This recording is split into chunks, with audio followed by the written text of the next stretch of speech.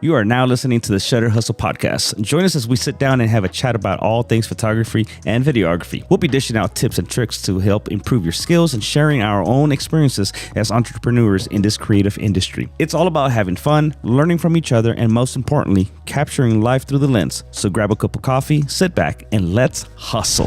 One thing that I've learned from the many weddings that I've done, many weddings, the more weddings you do, the more your reputation's on the line, the better products that you want to give to them.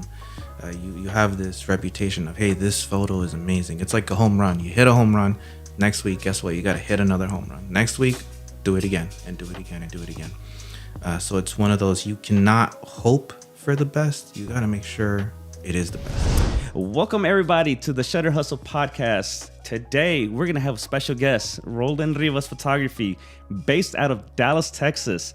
We are going to talk shop, photography, quinceañera, everything that goes behind of being a photographer. And we're going to get to know Roldan. So, Roldan, thank you for being on the show. Hey, well, thank you for having me. I'm glad to be here. Yes, man, I'm happy that you're here just because I've seen your work. I admire your style, your quinceañera shoots, your the way you present everything on your social media. How long have you been doing this, man? Wedding photography, 7 years. I've done photography for a long time, but as a business, 7 years. Quinceañeras, I've done those for a while. The only thing is, I tried for many years just to do weddings. And then a few years went by and I was like, why don't I ever post this? For the last 7 years, I've done quinceañeras, but no one's ever seen it. So last year, that's when I was like, you know what? I'm going to post more quinceañeras and I'm going to tell everyone I do quinceañeras. Because most people, they would ask me, they're like, hey, I'm not sure if you do quinces, but, we'd like to have you. And that's when I tell them, oh, yeah, I've been doing it for years. But they don't know that. So last year, if you go to my Instagram, all you see is weddings and quinceañeras finally. And like I mentioned, man, just because I've seen your work, but let's take it a little bit back. I think the very first time we interacted with each other was back at WPPI in Vegas. Vegas, yes. I vaguely remember because I think you were there as either a sponsor or were you teaching? No, I can't remember. I wish they haven't invited me to teach yet. But I know I was helping out. It was a company. Are we allowed to say companies? It was Acrylic Press. I was there yeah. All right, just wanted to double check. Yeah, so I was there for Acrylic Press, and I was also there to help out a fellow photographer, and he was speaking, and I was helping him out as well. But maybe not this year, but hopefully soon. I'd like to speak one day at the okay, that's good. WPPI. Yeah. That's. I mean, that's a big stage. I mean, that's a lot of photography. I was there to listen to other speakers, and I do recall the very first time. And then I guess we linked up again later on in that summer at a wedding boot camp that you were part of. I was, again, attending because I think it's important for us to do continued education as photographers, just because you don't want to become stagnant in what you're doing in your craft, right? And learning from others, I think, is important. And you were there, and that's where we kind of really linked up.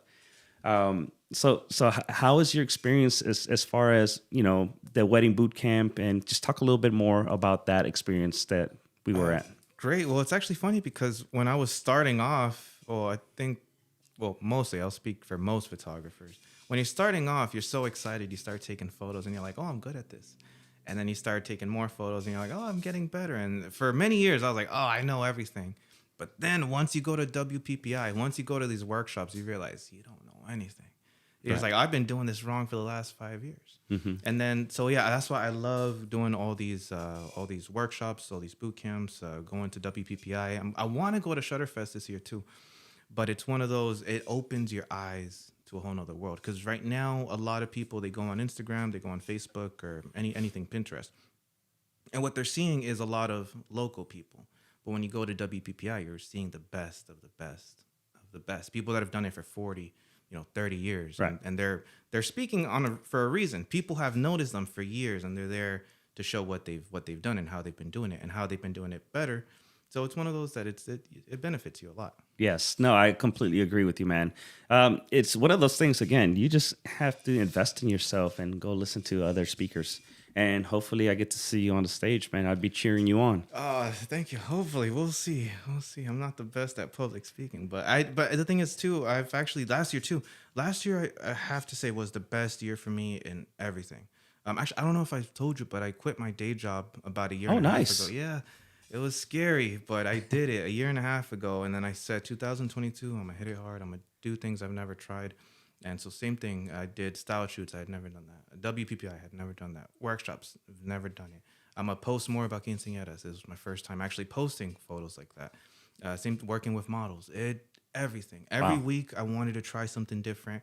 And for many years, people would see the same thing over and over again. But I was like, no, I'm gonna change the aspect ratio. No, I'm gonna change the lens. I'll do 1.4 finally. I've always done 2.8. I'll do 85 differently. And it's just a matter of trying different things. And this year too, I want to try different things. It's like if you've seen it before, it's like yes, it's good. Oh, it's maybe it's a similar pose, but it's a different location. It's different. So that's the goal. That's ultimately the goal. Awesome that you say that, and the reason why is because again, I've seen, when I follow your feed and I see your new posts, I see how you change different styles, which is they're beautiful. Oh, thank you. I can't express that enough. So if you guys don't follow him yet, and we'll get to his details here in a minute, y'all need to go follow his Instagram page and just say hello to him because he is an inspiration to me, Thank and I'm sure he'll be an inspiration to anybody that's listening. But another instance that we ran into each other was at some bridal shows. Yes, that too. How- And how- that's another thing. That was my first time doing that last year as well. Yeah, how do you like doing bridal shows? Good. It's an interesting concept. For many years, I didn't see the benefit of doing a show. But once you actually are there, you realize every guest that's here is here for a wedding.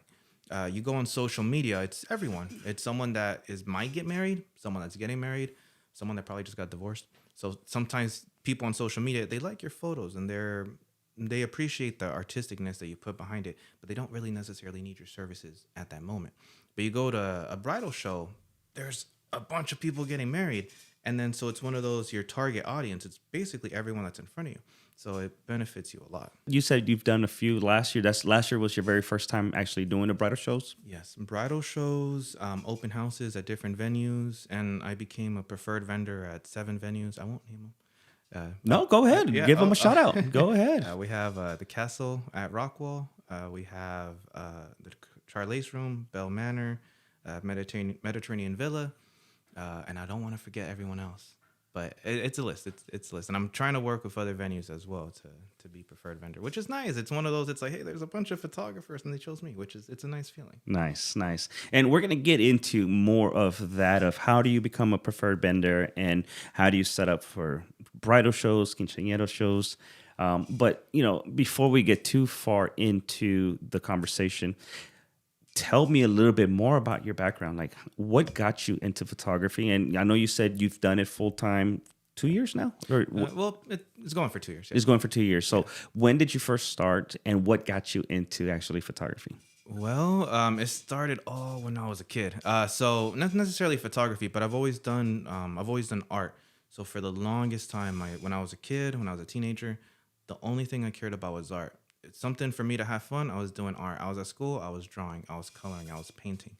And I don't want to brag, but I was good. Okay. I was It's pretty okay. good. It's okay to brag, bro. I was pretty good. It is okay. Like even as a kid, when people have coloring books, the kids are like drawing all over the place. Uh-huh. I was the only kid that was like trying to color inside of the lines, and I was trying to make everything 3D. And then when I got to high school, there was 4 levels of art. It was art 1, 2, 3, and 4.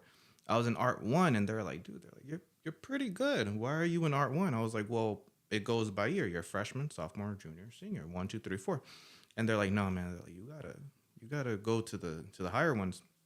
So they did. I skipped 2 and 3. They took me from art 1 to art 4, and that was the highest one. So every single year, I had the highest artwork, the art 4 for every single year, and it was nice. But the older I got, I'm married. I have a house. I have bills. I have a family. Art doesn't pay that much. It's nice, but it doesn't keep a steady income. Right. So I picked up a camera, and I was like, this is nice. I like this a lot. And same thing when I started, I thought I was good. I wasn't good. But I kept practicing, and I put my artwork into photography. So because in photography, yes, you take a photo, but then I was introduced to Lightroom. Oh, well, I can change the colors. Oh, I can make this darker. I can turn this. I can add something. And then later, way later, I was introduced to Photoshop. I was like, it's like art. The only difference is the canvas is already there. The canvas is the world, the people, you put them in there, and then you can adjust things. And that's how it all started. Nice. That's something interesting, and I didn't know that you love art, Yes, or that yes, you I were do. an artist. And I mean, you are an artist, but that you drew. Do you still draw from time to time? I wish. I'm very busy with photography, which is good, but I also consider that in a way artwork. For example, when I was a teenager, if you're trying to look for me, you would find me. My parents had a 2-story house. Upstairs, they had a studio, and the studio had this big, very huge desk. And if you wanted to find me, you would just see, you would find colored pencils, paint, acrylic pencils, like all sorts of artistic things, and you would just find me up there just listening to music and just drawing and just painting. So the same thing now as an adult. It's like, you want to find me, you'll find me on my computer. Yeah. You can find me at 2 a.m. I'm just there staring at my computer screen, just drawing, doing different things, adjusting colors, looking through photos. So it's always been the same concept. The only difference is, instead of, you know, art having just a blank canvas with a color pencil, now I have a camera. Nice, nice. What was your very first camera you picked up? Ooh, the first camera I picked up, I don't even know the name of it, but it was a point and shoot. It's one of those that they look like credit cards. Uh-huh. They have Yes. the zoom, Yes. the little zoom lens. I was 12 when I picked it up. It was my sister's, and I would practice with it, but I wasn't that fond of it too much. But that was the very first one because she got it for like as a gift, and after a while she didn't care for it, so I took it. And I tried. I was like, yeah, it's okay. But then my first DSLR, I believe it was the Canon T3i. Okay, so same. We started as the starter kit. Yes. I got the same body when I first picked up photography. So it's crazy how a lot of photographers, you got to start somewhere, right? You have a story that when you were younger, you had a point and shoot, and at the time you didn't know that it was going to lead up to what you're currently doing, but you had the interest. Picking up the point and shoot, I mean, they're inexpensive. Yeah. And Like you didn't have to worry $300. yeah, I mean, the quality, it was like, what, 6 megapixels maybe? Yeah, exactly. But I mean, the thing is that you picked it up and didn't know that it was going to lead to something later in the future that you were going to love and do as a profession, right? Yeah. Now, what's your current camera? Ooh, well, I got two. Planning on getting a third one this year. I have the Canon 1DX Mark III and the Canon R5. The R5, So okay. one mirrorless, one not mirrorless, but they're both great. Yeah. The 1DX, I've never had a chance to experience it. I've had the 5D Mark III, but the 1DX I heard is so good. I mean, it's still expensive. That camera body doesn't lose its value. Are you planning to keep it as a memory safe keep? Yeah, it's like I wanna. Well, the thing is, it's so great. The only problem, and it's a huge problem, is that it's a massive camera. Right. It's so heavy. So whenever you're doing a wedding for 10 hours, it's literally plus the 70 to 200 and the flash. You're talking about like 10, 15 pounds that you're constantly putting up and down, up and down for 10 hours. I mean, just get a dumbbell that's 15 pounds and do that for 10 hours. It's very tiring. Right.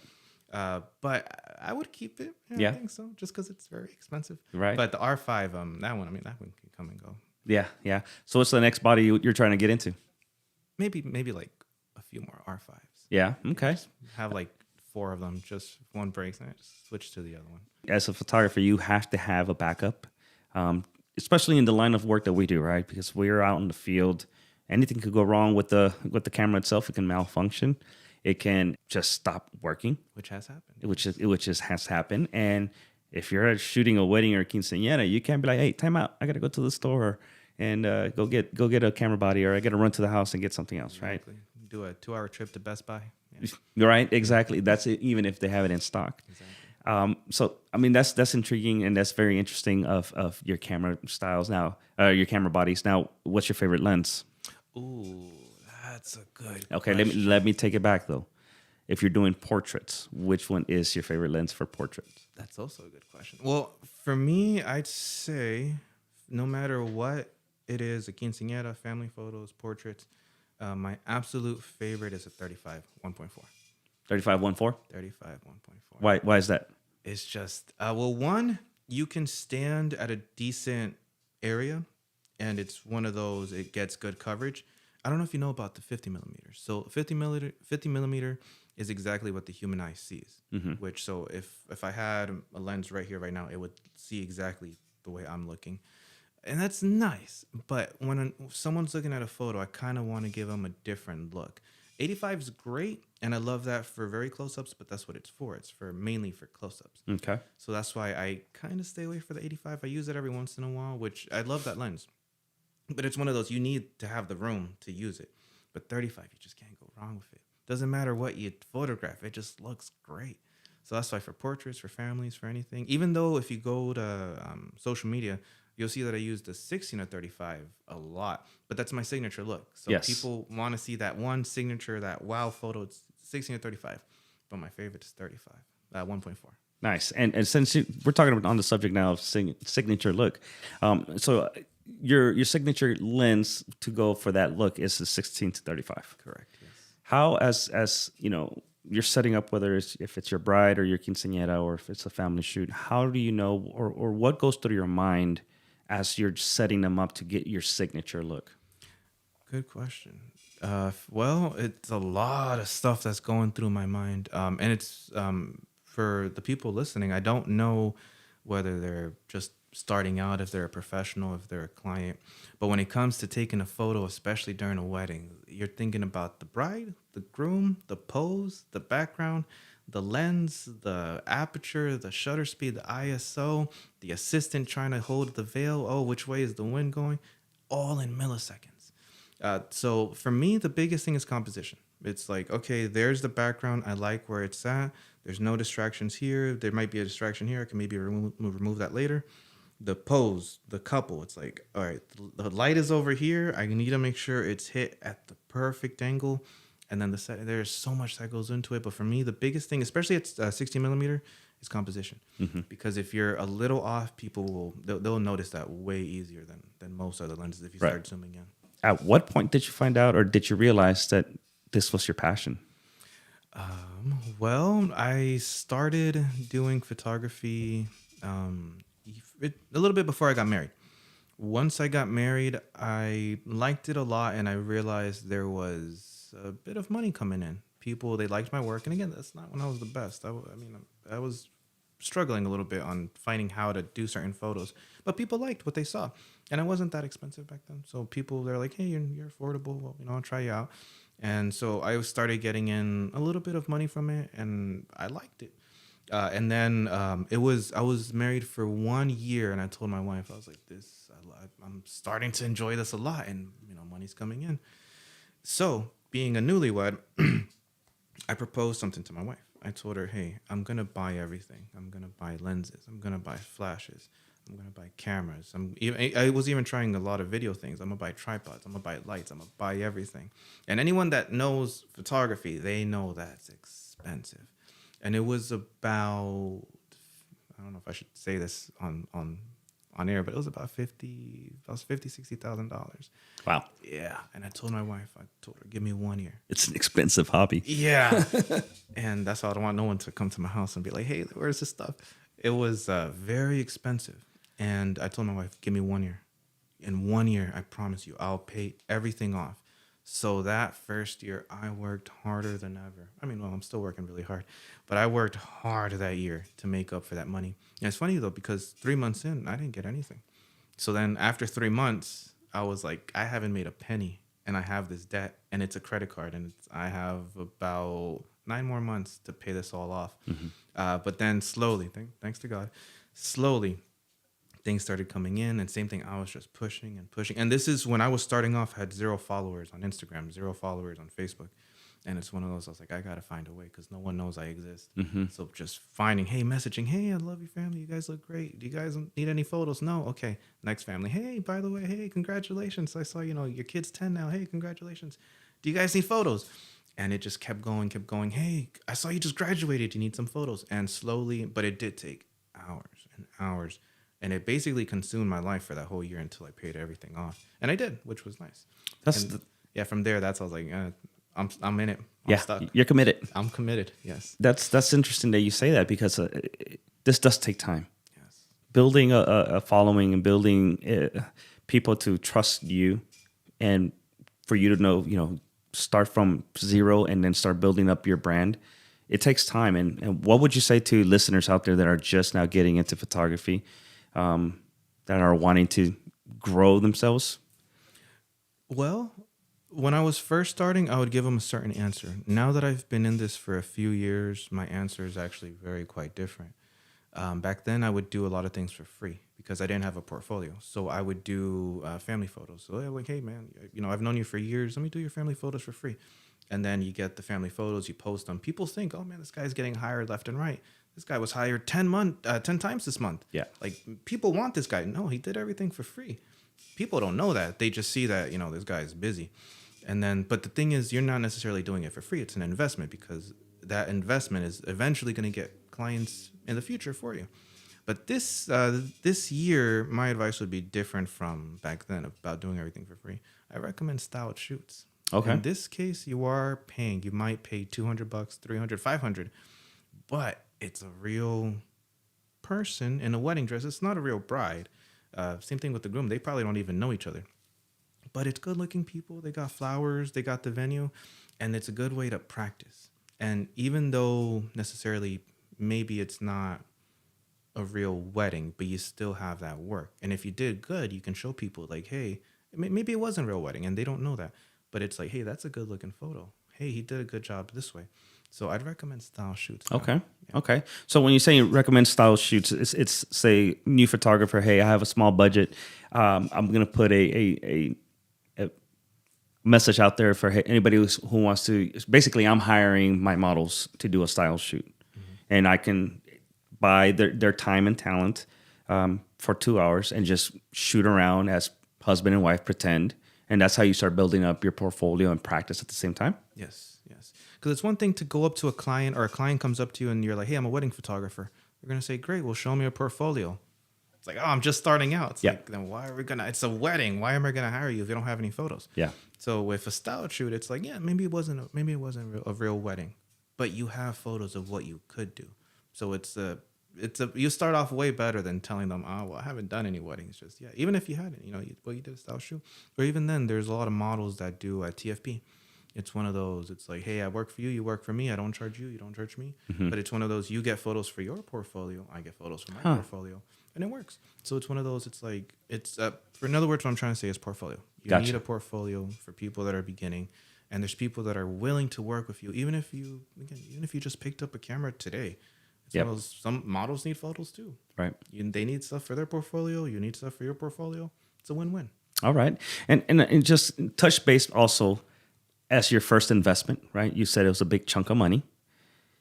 Going back in hindsight, as far as if I were to do it all over again, start over my business, my photography business, what you recommend starting off with instead of buying everything? What do you say? You know what? You just need these 3 items. What are your top 3 items that you would recommend a new photographer? Well, the very first thing that I would recommend is knowledge, is how a camera actually works.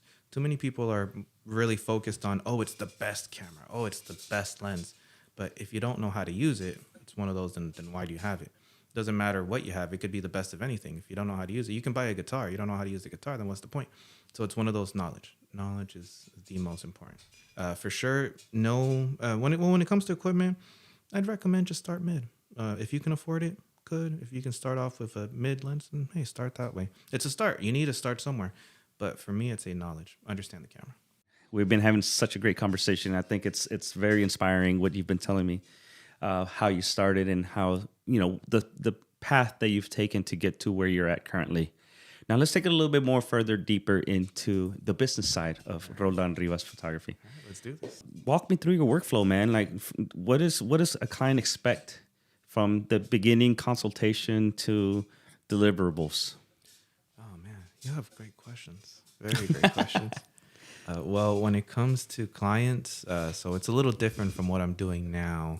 Right now, I'm trying to be like as honest and like really real. Like I'm always honest, but like as real as I can be. When it comes to clients, I try to be very, very, very professional.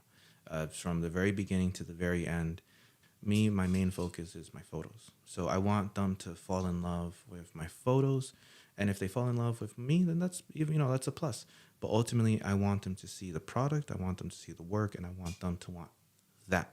No matter who it is, no matter what's going on, they want to see themselves in one of my photos. So I try to keep it as professional as possible. I'm very nice, very humble, very honest about everything. And then from there on, throughout the whole process, I want them to have such a great, smooth transaction, like smooth process through everything. And then at the very end, they get what they wanted. They have the great photos, and they were happy with everything. And so same thing with the personality. It's one of those. I've seen it time and time again where it's at a wedding. I'm working with other photographers, and it's one of those. They're a little too excited. It's like, yes, it's great. It's you're working at a wedding. That's a good thing. But it's one of those. At the end of the day, it's their wedding day, and they're focused more on what's going on, not so much about how great you are. Great as the personality part. They're more focused that you're doing a good job taking the photos. So There's a lot of times where I try to be someone else or something else, or you know what I mean, like when I've learned to just be me, and my clients appreciate that. So you keeping it real where you want your clients to appreciate your art, because at the end of the day, that's what they're contracting you, they're hiring you for you to document their special day, whether it's their wedding or their quinceañera or even their family photos, right? They want you to make sure that you get the best of them, and having that interaction that you have with your clients says a lot about your level of professionalism. Now, with that, you also provide in your services prints, right? Because I know you mentioned earlier you were in WPPI with acrylic press. acrylic press, yes. Yes. Why do you find it so important or beneficial for clients to make sure that they print their products? Oh, and I was just actually gonna go a little further back, real quick. Oh yeah, no, go. But Let's go ahead. When it work, but it does work for some people. There's some people that their brand is the person. They're kind of like a celebrity, and then they have the product at the same time, and they're both great. All my life, I've been, especially as a kid, I was very shy. I mean, as I was telling you, I did a bunch of art, so it's one of those. I didn't talk much. I was just focused on my craft. So same thing now that I'm older. It's one of those. I do have to talk at weddings for what's important when it's important, but ultimately I try to let the day go by as much as possible. Unless it needs certain correction, then I'll let them know, like, hey, maybe we should do this. Let's try this out. We need this photo, or we'll have a list. Hey, we still need to do these photos. But I was just gonna say that it works for some people, and that's well. But for me, it's one of those. It's more so that I'm very focused on what they're gonna get. And I appreciate that, because sometimes you may have somebody's personality might be a little bit different, and you have to make sure that you adjust to their personality because you're wanting to document that special moment. Could you name a time when you might have had a difficult, no names, you don't have to name drop, right? But maybe a time when you're in a situation where things weren't going as planned, and how did you overcome such you know, Well, when things don't go as planned, and two, I tell a lot of my clients is one thing that I've learned from the many weddings that I've done. I mean, many, many weddings. The more weddings you do, the more your reputation's on the line, the better products that you want to give to them. You have this reputation of, hey, this photo is amazing. It's like a home run. You hit a home run. Next week, guess what? You got to hit another home run. Next week, do it again and do it again and do it again. So it's one of those, you cannot hope for the best. You got to make sure it is the best. When you're starting off, it's a little bit harder, but once you have quite a bit of experience, that's when you can guide them. And it's one of those, that's when I'm not afraid to talk. If everything looks horrible, like the room's a mess, the girls are getting ready, there's stuff everywhere. I'm like, no. This, guys, let's move this over here, stand over here, open up the blinds, turn off this light, do this, stand this way, turn, chin up. We're going to get a great photo. But and that's what I was trying to say with the whole personality things. Like, I'll try to make sure that whenever I am communicating with them, it's for the benefit of the photo, not so much for the benefit of them liking me necessarily. But they're gonna like me no matter what. But I'm more calm than anything. I'm more of it's more like cat energy, just yes, calm, yes, and a puppy. and that's what I've noticed about you. The times that we've worked together and interacted, that you're a very calm, subtle guy, because you're always observing. And I think that's, as a photographer that you are, you're more laid back in the cut, as we say, in the background, just observing instead of being in the limelight, being in front, like, hey, everybody, look at me. I'm the photographer. You're just more laid back, which a lot of people appreciate that because that's how you can capture those natural moments Yes, that and everybody I wants. observe a lot too. It's one of those. He may be quiet, but he's thinking. There's a lot going on in his brain right now to make sure he gets that shot spot on. There you go. There you go. That was great information from Roldan. And we're gonna keep on this subject, man, because I think this is one of the great subjects that we always want to learn more, right? So, Roland, talk to me a little bit more about, let's just say, products, right? Because we are at the point now in your process where you've captured and documented the moment. You're in your post production editing, providing your clients their highlights and their sneak peeks, and the love is still in the air, right? What kind of products do you like to provide your clients or offer your clients? Same thing with last year, how things started changing. I started realizing what really is important in photography. At the end of the day, for many years, I mean, you go back many, many years, you take a photo, and the original purpose was you print it out, you put it on the wall. Until about like 2006, 2007, ever since social media started coming around, people were focused on social media. Hey, I'm gonna take a photo, I'm gonna put it on Facebook, I'm gonna put it on MySpace, I'll put it on Instagram, and that's it. They get the photos, they get the digitals, they put it on social media, and then it dies. But the original purpose of a photo, especially a nice professional photo with your family, with your kids, you want it on the wall. And I've always told clients, it's one of those, your kid, he may be 10 years old right now. He's never going to be 10 years old again. The way he looked yesterday, he'll never look like that ever again. So it's one of those, instead of waiting, oh, maybe I'll do it next year. Maybe I'll do it next year. Or, you know what, I don't need any products. It's one of those, if you don't have it now, it will never, never, ever, ever come back. And I'm not a father yet, but if I ever do have kids and I have a photographer, no matter who it is, they take a great photo of me. It's me, my wife, my kids. I want that photo on my wall. I want to walk into my house and the first thing I see is that beautiful photo. Wow, that's inspiring. That's definitely inspiring. Just because a lot of people may not see the value in that, you know, and the way you explained it is, yeah, the child may not be looking the same way, or a loved one may not be in the picture anymore, and that's the last thing that you have of memory, right? And making sure that you tell your clients or you advise your clients, hey, this is why I think you need to print your products or your artwork. It's a good move on your part. And there's a big, very big importance on photography. Unfortunately, the world we live in, no one's going to live forever. And then when someone does pass, they say, oh, let's bring out the family photos. Oh, so-and-so person died. Oh, I need the photos. This happened to me once. It was the bride and the groom. They had done the wedding. Everything went great. And then a week later, grandma passed. And the first thing they asked me, hey, my grandma just passed. Do you have the photos? So it's one of those, the importance of no matter who it is. Doesn't matter if it's a kid that's 2 years old. Doesn't matter if it's grandma. Doesn't matter if it's a bride and groom. Same thing with the bride and groom. They're never going to look like that ever again. And think about photography. The thing is, it's time. You're literally freezing a moment in time that will never, ever happen again. Your wedding, hopefully you only have one in your life. I mean, some people have two, but it's one of those, that wedding will never happen again. And if you mess up getting the wrong photographer, you can't go back. 20 years from now, you'll be like, oh, I have so much more money now that I could have invested back then. Well, guess what? It's not those photos. If someone messed it up, you're never going to get them back. Right. Wow. And it's great how you put it that way, just making our listeners realize how important these moments are and how ready one has to be prepared. So definitely investing in yourself to make sure you're equipped with the knowledge of how to capture and freeze time. So I guess, leading to my next question, what inspires you or motivates you every day to be better? Again, man, you're spot on with these questions. That's awesome. To be better, well, I try to be the best that I can. And I've always tried to bring something new because there's always something you can learn. Some people think they know it all. No, there is every day you can find something. And I've been doing photography for 7 years professionally. And even then, I'm still learning stuff. Like things I didn't realize, like or for example, I'll be scrolling, I'll be looking at just different photos. Like, you can even go to Google. It's like, I've never seen that before.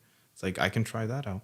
So it's one, and that's the beautiful thing about photography, is that there's so many different types of photos, so many different lenses, so many different camera choices, so many different color options. I mean, you could literally try so much, and that's why there's so much to learn. And so that's what I try to do. And actually, this ties in perfectly with all WPPI and Shutterfest and about learning. It's one of those, no matter who you are. I mean, we were talking about being a beginner, but you could be a professional that's been in it for 20 years. I mean, there's always room to improve. That's good. That's good. I love the way you put that. There's always going to be room to improve. Now, before we wrap up the show, man, any inspired photographer, newbie that's trying to get into the game of weddings and quinceañeras, give them share some advice with them. What do you want to tell them what to do, what not to do in their journey? Oh man, that's great. For sure, the number one advice I give to anyone, doesn't matter who it is, doesn't even matter what kind of photography, it's just about light. If you can focus and learn about light, where is it coming from, and learn about what looks better on certain people. For example, I've actually known some photographers that have been in the game for years, and you ask them, what's short lighting? Oh, I don't know. What's broad lighting? I don't know. What's loop lighting? Butterfly lighting? What's Rembrandt? Oh, I don't know. So it's one of those, if you can nail that, you could, even if you're a beginner, learn about those things, about lighting, and you'll get a great photo no matter what happens. Same thing, or for another thing, when it comes to a lot of my photography, a lot of people think a lot of it's flash. And they think I'm known only for my flash photography. It's like, no, that's not true. Most of my photos are actually natural light, and people don't realize that. What I post on social media, yeah, that's flash, because it's that one photo. At a wedding, I took 2,000 photos, and I post one. It's going to be the one with flash. But most everything is just natural. It's just whatever looks good. Flash is only there to help what maybe couldn't or wasn't there. If you're in a room and there's absolutely no way that the lighting can be recovered in any way, shape, or form, you bring in a flash. It helps you out. But if you're inside of a room and the lighting's coming great, just use the window. Use whatever is there. Because ultimately, when it comes to a wedding, yes, posed photos are nice. Yes, you have your family photos. Yes, all right, we have the photo where they're putting on the earring. It's nice, it's posed. But realistically speaking, I got married once. I liked mostly my candids, because that's real. That's what happened. There you go. It's one of those same thing, photos of grandma. It's like, yes, you have the family photo. Yeah, she was posed. Yeah, she looks beautiful. Yes. But it's one of those, hey, she's on the dance floor having a great time. I want to see some of those photos. That was her enjoying life, just being herself. Yeah. That's awesome. And I'm glad you touched base on that. So thank you so much. And I think that really wraps up the episode today, my man. I mean, I enjoyed the chat. That's perfect. And this is just the start too. Just wait till I show up every month here. I would love to have you again. And maybe next time the conversation could be more on flash photography or posing. I don't know. We can definitely chat. Let everybody know how and where they can find you. Oh, perfect. So Instagram, that's where I put all of my newest content. So if you guys go to Instagram, it's roldanrivas.photo, and that's spelled ROLDANRIVAS.photo. Perfect. Thank you so much again, my friend. It was a pleasure speaking with you. I'll definitely put all your information on the show notes and tag you all over social media. And that's it for today, guys. So I do appreciate everybody tuning in and listening in. And until next time, peace.